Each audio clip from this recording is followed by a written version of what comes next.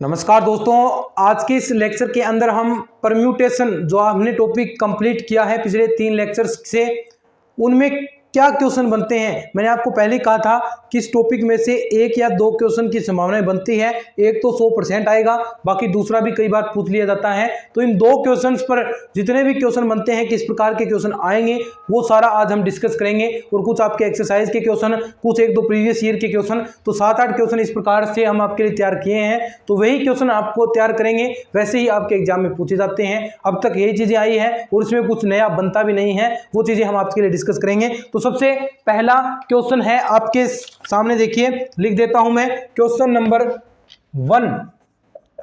ठीक है, परम्यूटेशन के हम क्वेश्चन कर रहे हैं। आपको दिया है ए बराबर कोई क्रमचय, 2 क्रमचय दे रखे हैं 1 2 3 4 5, और दूसरा आपको दे रखा है 2 3 1 5 4। दूसरा क्रमचय आपको दे रखा है दोस्तों बीटा बराबर या अल्फा बराबर, जो भी बी बराबर कह सकते हैं, 1 2 3 4 5 और 1 3 4 5 2। ठीक है, अब आपको इसके अंदर नंबर एक चीज निकालनी है ए इनवर्स, और बी निकालना है ऑर्डर ऑफ ए। ठीक है, ये 2 चीज निकालनी है, और एक यहां पर अल्फा बीटा का मल्टीप्लाई भी निकाल सकते हैं, वो भी चीजें आपको हम समझाएंगे। लेकिन जो 2 चीजें सबसे पहले ये समझनी है आपको कि किसी जो आपको दे रखा है ए का इनवर्स आपको निकालना है, तो आप कैसे निकालेंगे। सबसे पहले ये क्वेश्चन हूबहू क्वेश्चन एग्जाम में आ जाते हैं, तो थोड़ा सा इनको अच्छे से देख लीजिएगा।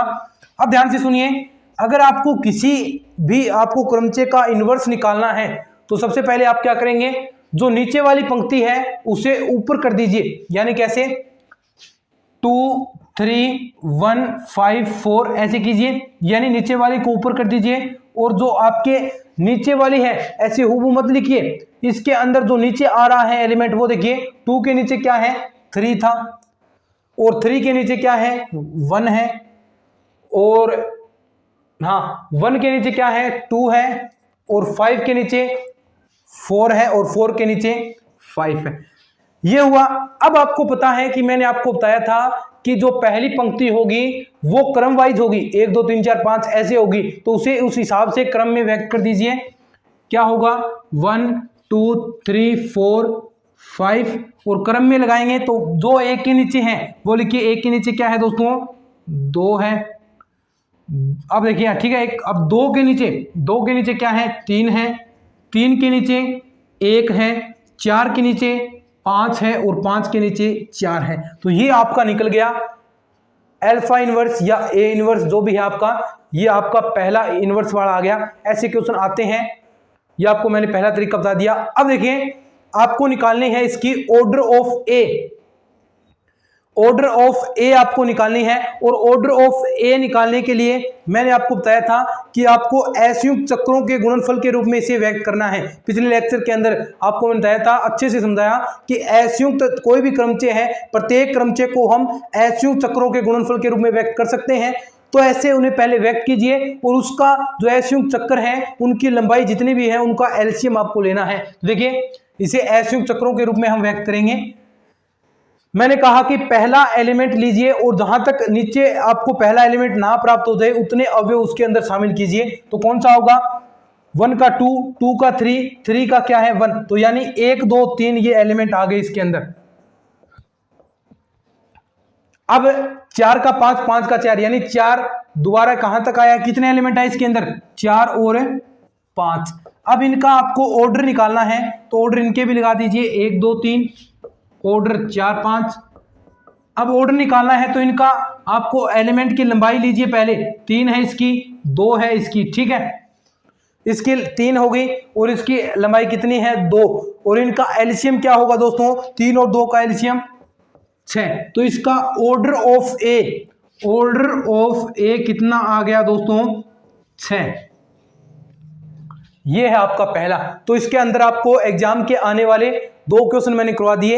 एक तो किसी भी आपका इन्वर्स आपको निकालना है, तो आप अच्छे से ईमानदारी से आप निकाल पाएंगे, बिल्कुल सरल तरीके से, कुछ भी हार्ड नहीं है, सब कुछ हम 1 मिनट के अंदर सीख सकते हैं चीज़ें। ये देखिए, अब 1 मिनट के अंदर ही हम सीख के, प्रत्येक टॉपिक अगर आप थोड़ा सा ध्यान से समझेंगे तो कुछ नहीं है ये चीज़ें। आप आराम से कर पाएंगे। प्रत्येक चीजें हम धीरे धीरे जिस स्पीड से चल रहे हैं धीरे धीरे चीजें समझकर चलेंगे तो आप प्रत्येक टॉपिक देखिए फटाफट। अब ऑर्डर ऑफ ए में कहाँ दिक्कत आएगी, क्वेश्चन यही तो आते हैं, कोई बाहर से थोड़ी ना आता है। अगर हम जो चीजें जो आपके नोट्स जहां से मैं चीजें आपको पढ़ा रहा हूं उसी बुक में सारे क्वेश्चन आएंगे, कोई भी बाहर नहीं जाएगा। तो चीजें हम ओरिजिनल चीजें पढ़ रहे हैं तो कहां चीजें बाहर जाएगी। बस थोड़ा सा आप चीजों को समझते चलिए, 1% भी आपको दिक्कत नहीं आएगी, 1% भी दिक्कत नहीं आएगी किसी भी टॉपिक में। चलिए नेक्स्ट क्वेश्चन हम करते हैं। बस आराम आराम से चीजें समझते जाएं, बस कंटिन्यू। एक चीज है जरूरी, जो मैथ है आपको सब पता है, देखिए आप सब टीचर लोग हैं, सबको पता है कि मैथ के अंदर कंटिन्यूटी है। और वास्तव में अगर आप कंटिन्यू पढ़ेंगे तो मैं दावे के साथ कह सकता हूं, ये मैंने खुद आजमाया है और आप खुद आजमा के देख लीजिए। कंटिन्यू आप 1 महीने स्टडी करेंगे उसमें आपको इतना मैटर आपको मिल जाएगा। अब देखिए किसी ने रीट की तैयारी की थी, मैथ पढ़ा लगातार, पहले कुछ दिन प्रॉब्लम आई, लेकिन बाद में उसने कंटिन्यू चीजें पढ़ी हैं 1-2 महीने, तो उनको मैथ सारे टॉपिक ऑटोमेटिक क्लियर होने लगे। बाद में रिवीजन किए हैं तो वही मैथ जो उन्होंने 2 या 3 महीने के अंदर की है वो 5-5 दिनों में कंप्लीट हो रही थी। लेकिन अब देखिए 2 महीने 2.5 महीने जितने भी रीट को हो गए, अब वो मैथ नहीं आएगी, अब दोबारा से मैथ आपको पढ़ना पड़ेगा। तो ये अगर वो कंटिन्यू चलते तो मैथ में किसी प्रकार की दिक्कत नहीं होती। बस मेन चीज यही है कंटिन्यू। सबको एक जैसा आता है, किसी को ज्यादा नहीं आता, जितना आपको आता है उतना मुझे आता है, उतना ही आगे और किसी को आता है। देखिए थोड़ा सा एक्सपीरियंस का भी फर्क हो जाता है, वो चीजें अलग है, और कितनी प्रैक्टिस की है किसी ने उसका भी फर्क पड़ जाता है। तो आप बस मेन चीज है प्रैक्टिस पर फोकस रखिए, जितना हो उसके उतना मैथ्स को निकालिए और साथ साथ में पहले पेपर को भी टाइम दीजिएगा, ठीक है। अब चलिए क्वेश्चन नंबर 2, कुछ भी चीजें हार्ड नहीं है। देखिए आगे आपको एक क्रम से दे रखा है, क्वेश्चन क्या पूछेगा ये भी बताऊंगा मैं। 1 2 3 4 3 4 1 2 तथा सिग्मा बराबर दे रखा है आपको 1 2 3 4 और 4 1 2 3। अब आपसे पूछा है ये आपको 2 क्रम से दे दिए। अब आपसे पूछा है कि आप क्या निकालना है कि रो ऑफ सिग्मा इनवर्स आपको निकालना है। पूछने वाले ने पूछ लिया। अब देखिए चीजें मैं आपके लिए क्वेश्चन देखिए किस हिसाब से ला रहा हूं। आपने सिग्मा इनवर्स निकाला सिक्का इनवर्स निकालना, अब इनका मल्टीप्लाई करना भी दिखा दीजिए आप मुझे। देखिए स्टेप वाइज चीजें हम चल रहे हैं, ऐसे क्वेश्चन आते हैं। तो देखिए सबसे पहले रो तो आपके पास हूबहू है, ये काम आ जाएगा, लेकिन आपको सिग्मा इनवर्स आपको निकालना पड़ेगा। तो सबसे पहले आप ये सिग्मा इनवर्स निकालिए। क्या कहा था मैंने आपको कि पहले सबसे पहले जो नीचे वाली जो पंक्ति है उसे पहले 1 नंबर कर दीजिए। तो 1 नंबर कीजिए 4 1 2 3। और अब देखिए इसके अंदर 4 के नीचे क्या है, देखिए 4 के नीचे 3 है। तो जो भी चीजें आ रही हैं वो आप चीजें लिख दीजिए 4 के नीचे। यहां पर देखिए 1 2 3 जो भी चीजें हैं 1 के नीचे सॉरी हाँ 4 के नीचे 1 है और 1 के नीचे 2 है और 2 के नीचे क्या है 3 और यहां पर 3 के नीचे 4, ठीक है। अब यहां पर आपको मैंने कहा कि कन्वर्ट कर देना है, किसमें आपको कन्वर्ट कर देना है 1 2 3 4 के रूप में। तो कीजिए सिग्मा इनवर्स 1 2 3 4 के रूप में आपने कन्वर्ट किया है। तो यहां पर देखिए 1 के नीचे क्या था 2, 1 के नीचे 2 और 2 के नीचे क्या है 3, 3 के नीचे 4 और 4 के नीचे क्या है दोस्तों 1। ये आपका आ गया सिग्मा इनवर्स, ये क्या आ गया आपका सिग्मा इनवर्स आ गया। अब आपके पास दोस्तों रो है, रो सिग्मा इनवर्स आपको निकालना है। तो सबसे पहले रो लिखिए 1 2 3 4, नीचे क्या आएगा 3 4 1 2 और सिग्मा इनवर्स 1 2 3 4 2 3 4 1। अब जो रिजल्ट आएगा आपको गुणा करना मैंने बहुत अच्छे से समझा रखा है, कुछ नहीं करना, डायरेक्ट गुणा कर दीजिए। क्या 1 2 3 4 पहले ऊपर लिखिए। अब देखिए जो लास्ट में दे रखा है सबसे पहले उसके अंदर चेक करेंगे 1 का निकालना है। तो इसके नीचे देखिए 1 के नीचे क्या दे रखा है 2। अब 2 वाली पंक्ति इससे चेक करनी है, 2 अवयव के नीचे क्या दे रखा है 4। तो 1 के नीचे आ जाएगा आपका 4, ठीक है। अब 2 का निकालना है तो इसके अंदर देखना है जो लास्ट वाला है उसके अंदर सबसे पहले देखना है, क्योंकि संयुक्त फलन हमने निकाला था एफ ऑफ जी, तो जो लास्ट में था जी वही आपको देखना है। अब 2 के नीचे इसके अंदर देखिए 2 के नीचे 3, तो इस पंक्ति में आप 3 के नीचे देखिए, 3 के नीचे क्या है 1, तो आपको ये 1 लिख देना है। 3 के नीचे क्या है 4, अब इस पंक्ति में 4 के नीचे देखिए, 4 के नीचे क्या है दोस्तों 2। अब जो बचा है वो वापस आप लिख दीजिए या देख लीजिए, 4 के नीचे 1 है, 1 के नीचे 3 है। तो ये आपका आंसर आ गया। ये क्या आ गया दोस्तों, आंसर आ गया। ऐसे क्वेश्चन निकालने हैं और ऐसा हूबहू क्वेश्चन एग्जाम में आया है भैया, ऐसा निकाल कर दिखाएं। तो फटाफट आप बाकी प्रैक्टिस हो जाइए। तो हम समझा रहे इतना टाइम लग रहा है, बाकी 30 सेकंड का ही काम नहीं है, फटाफट आप चीजें करेंगे। ऐसे थोड़ी ना करेंगे सिग्मा इनवर्स, फटाफट चीजें निकाल कर आप कर देंगे।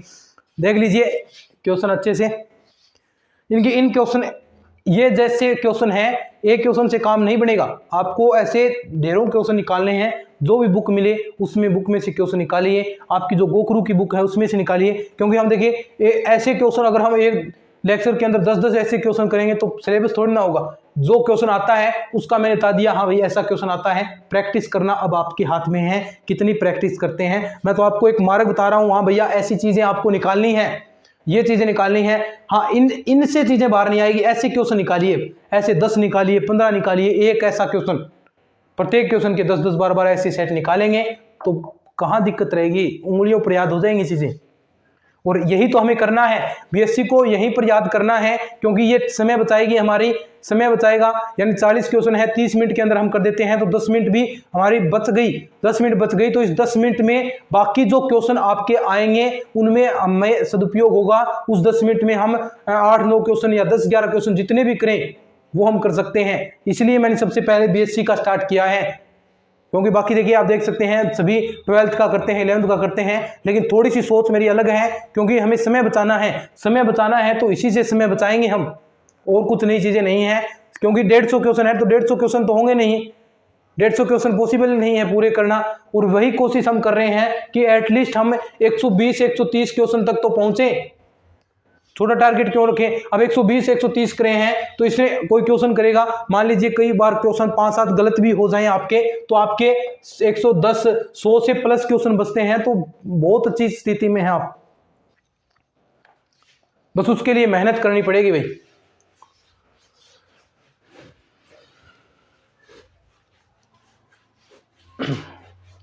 और जो हमारी तरफ से मेहनत है वो आप सबको दिख रही है, मेहनत, कितना मेहनत हम कर रहे हैं आप सबके लिए। हमारी मेहनत में कोई कमी नहीं है भाई, हमारी ओर से पूरा प्रयास हम कर रहे हैं। अब देखिए क्रमचय, ये क्वेश्चन एग्जाम में आया हुआ है भाई आपके। क्रमचय 1 2 3 4 5 6 7 8 9 3 4 1 6 5 2 8 9 7, ठीक है। ये क्रमचय दे रखा है को पक्षांतरणों के गुणनफल के रूप में, कल जो हमने टॉपिक पढ़ा था उसमें से क्वेश्चन आ रहे हैं कि गुणनफल के रूप में किस प्रकार लिखा जा सकता है।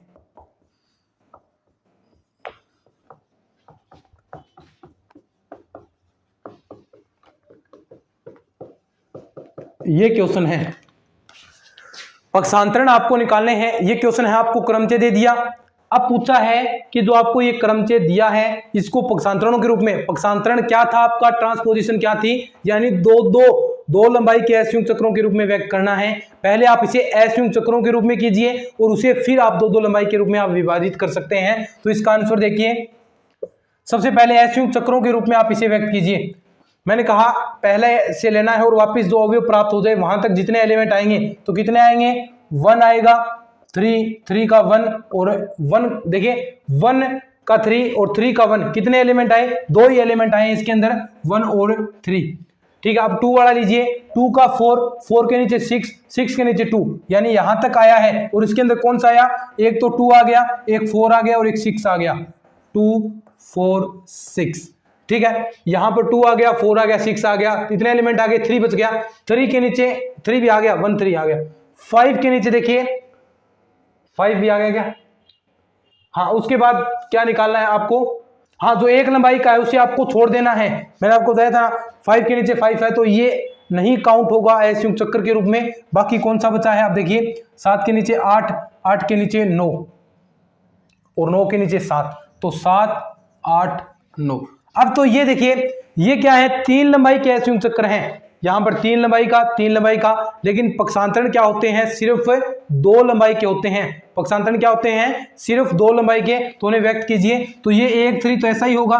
अब 2 का 4 पहला अवयव लेना है और 2 का 6 2 में कन्वर्ट हो गया, 7 का 8 और 7 का 9। तो ये आपके क्या आ गए दोस्तों, पक्षांतरण आ गए। और ऐसा ही क्वेश्चन पूछा था और यही आपको ऑप्शन में दे रखा था, 3 नंबर था या 1 नंबर था शायद, ऑप्शन तो पता नहीं, लेकिन ऑप्शन में ये आपको दे रखा था। तो इसका आंसर क्या हो जाएगा, ये इसका आंसर हो जाएगा। ऐसे क्वेश्चन आते हैं और ऐसे हम टॉपिक क्लियर कर चुके हैं, पूरा कंसेप्ट क्लियर है हमारे, क्लियर है तो हमें ऐसे हजारों क्वेश्चन दे दें, हम 100% कर देंगे। कैसे करेंगे, कंसेप्ट हमारा क्लियर है और ऐसे कितने भी क्वेश्चन आए हम कर देंगे।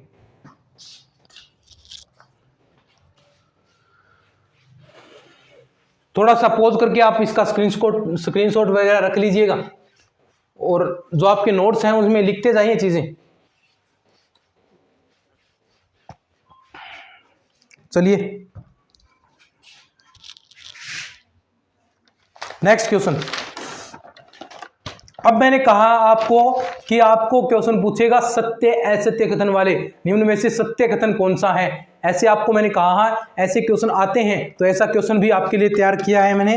देखिए क्वेश्चन, निम्न में से सत्य कथन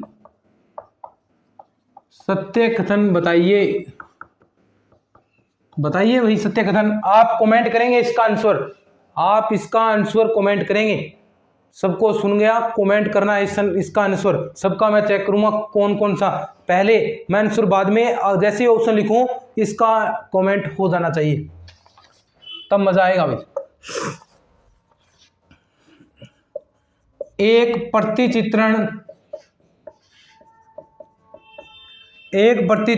क्रमचय होगा, एक प्रतिचित्रण क्रमचय होगा यदि यह एककी आच्छादक हो।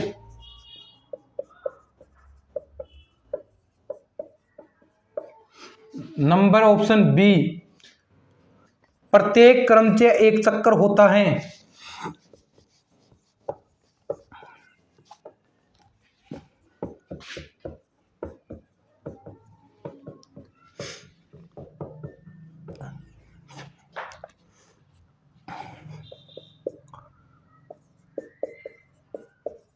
प्रत्येक चक्कर एक क्रमचय होता है।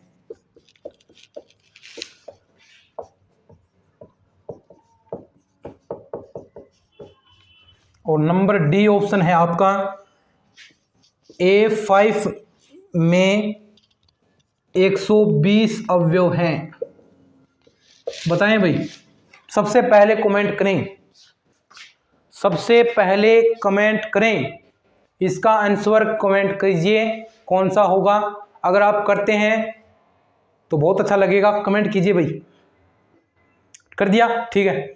अब देखिए निम्न में से सत्य कथन आपको बताना है, ध्यान से सुनिए, कि एक प्रतिचित्रण क्रमचय होगा यदि वह एककी आच्छादक हो। एक प्रतिचित्रण क्रमचय होगा, तो प्रतिचित्रण कोई सा भी हो सकता है साहब। आप ए से बी में भी प्रतिचित्रण कर सकते हैं, आप ए का ए में भी प्रतिचित्रण कर सकते हैं। क्या आपने ये स्पष्ट किया है कि कौन सा प्रतिचित्रण कह रहे हैं, ये भी प्रतिचित्रण है, ये भी प्रतिचित्रण है, तो एक प्रतिचित्रण क्रमचय होगा। बिल्कुल गलत बात है ये। आप कहते हैं कि एक अवयव, एक जो आपके पास क्रमचय है उसका उसी में, जो आपके पास एक सेट है उसका उसी में प्रतिचित्रण करवा रहे हैं, तो वो क्रमचय होगा, न कि कोई भी। तो ये ऑप्शन तो आपका गलत हो गया। चलिए बढ़ते हैं नेक्स्ट ऑप्शन की ओर। बी नंबर ऑप्शन क्या है, प्रत्येक क्रमचय। ऑप्शन देखिए बी क्या है, प्रत्येक क्रमचय एक चक्कर होता है, प्रत्येक क्रमचय एक चक्कर होता है जी, जरूरी नहीं है कि प्रत्येक क्रमचय एक चक्कर होता है। और ऐसे हमने एग्जाम्पल्स भी किए थे, प्रत्येक चक्कर नहीं होता, प्रत्येक क्रमचय एक चक्कर होता है, गलत बात है। लेकिन हमने ये बात आपको लिखाई थी कि प्रत्येक क्रमचय एक चक्कर नहीं होता, लेकिन एक चक्कर क्रमचय जरूर होगा, क्योंकि जो क्रमचय है उसी से चक्कर बनते हैं, तो चक्कर होगा वो डेफिनेटली क्रमचय होगा। तो ये आ गया, प्रत्येक चक्कर एक क्रमचय होता है जी, बात सही है। नीचे क्या है, A5 में 120 अवयव हैं, गलत बात है। A5 के प्रतिचित्रण जो आपके क्रमचय A5 है, तो उसके जो सेट दे रखा है, इसके क्रमचय 120 बन सकते हैं अलग अलग प्रकार से, लेकिन A5 में तो टोटल 5 ही अवयव हैं। क्यों हमें मूर्ख बना रहे हैं आप? ठीक है, ये क्वेश्चन है, देख लीजिए, अच्छा क्वेश्चन है भाई, सत्य असत्य कथन में पूछा जा सकता है। चलिए नेक्स्ट क्वेश्चन की ओर बढ़ते हैं। इंपॉर्टेंट चीजें हम जो कर रहे हैं, इंपॉर्टेंट क्वेश्चन लिख लिया होगा।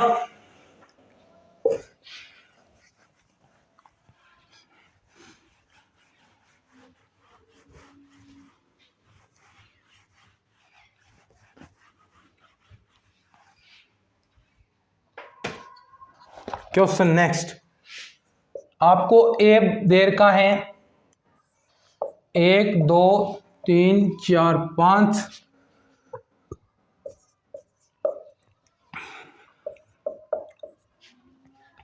और इसका आपको इसका ए इनवर्स ज्ञात करना है। ये क्वेश्चन मैं आपको करवा चुका हूं, तो ये आपके लिए एक प्रकार से होमवर्क हो गया। ये क्वेश्चन मुझे करके बताएं, कर लीजिएगा घर पर, आप कैसे बता पाएंगे अब। ठीक है, नेक्स्ट क्वेश्चन, जो मैंने आपको कल कहा था, कल के लास्ट में टॉपिक कराया था, एकांतर समूह एन की कोटि होती है। फटाफट इसका आंसर आना चाहिए, कमेंट कर दीजिए, इसका भी सबका चेक होगा। जितने इस वीडियो पर व्यू आए, जितने भी इस वीडियो को देखें, प्रत्येक जितने व्यू हैं उतने कमेंट होने चाहिए। फटाफट कीजिए आप अपना कमेंट, जैसा भी आपको आता है। n फैक्टोरियल n-1 और d है 1/2 n फैक्टोरियल। बताए फटाफट आंसर, इसका आंसर तो आपको भी बताना पड़ेगा कि एकांतर समूह है an की कोटि होती है, कितनी होती है? क्या फैक्टोरियल n होती है? क्या सीधा n होती है? क्या फैक्टोरियल n-1 होती है?